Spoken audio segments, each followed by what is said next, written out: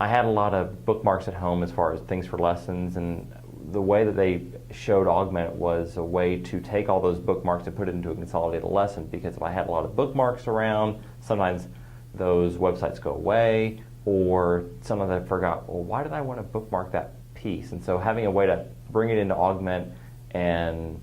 augment it, if you will, to figure out what I'd use it for the classroom and how it would benefit my students is a really good thing for the Ogment program. I like the ease of use, because that way if I go onto a website and I see something I like, I can just go ahead and click my little O in the corner and drag it in, and then immediately tag it so I know what thing it goes to. Then later on when I'm doing lesson planning, I can take all those pieces, put them together, and make a formatted lesson for my class. What I used before was mainly Microsoft Word or a word processing document, and then looked at my bookmarks and figured out what I was going to do as far as things on the web as far as lessons. Is I have a separate folder of documents for student worksheets and student lab reports and sample documents and articles, and with Ogment I can put all that together,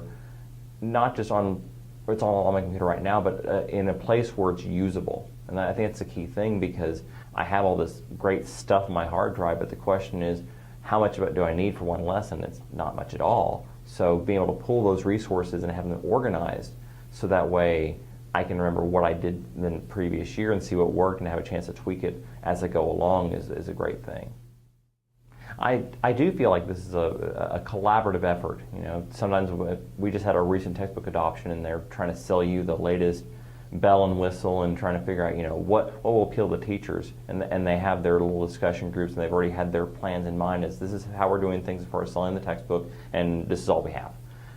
With Ogment, the team's been really good about listening to our feedback about things we want to put in, things they thought were great ideas. We thought, no, those are terrible ideas, we'll never use them. They had a badge program at one point, and which, you know, is cool if you're trying to do stuff in a scavenger hunt or social media type stuff, but as teachers we don't have time to earn badges. We barely have enough time to get our lessons done, and that's what Ogment's helping us do by making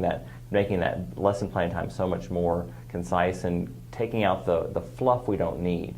and putting in the things we really do need, like ways to differentiate instruction, delivering content for students with learning disabilities versus ELL students versus advanced students.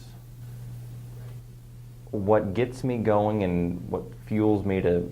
do what I do every day is just that chance to get those kids to sort of have that aha or wow moment, you know, that little light bulb moment. I remember in college I was an undergraduate teaching assistant and had a chance to tutor students in biology, and the professor was a great professor as far as the content delivery, but the kid just didn't get it that exact way. And so if I told them a different spin on the same topic, all of a sudden, you know, the eyes got big, the light bulb clicked on, like going, ah, and then the professor would actually come in, kind of pop and see how they were doing. They actually quizzed the kid, and the kid like scored perfect on this little verbal quiz, like going, yeah, I got it. So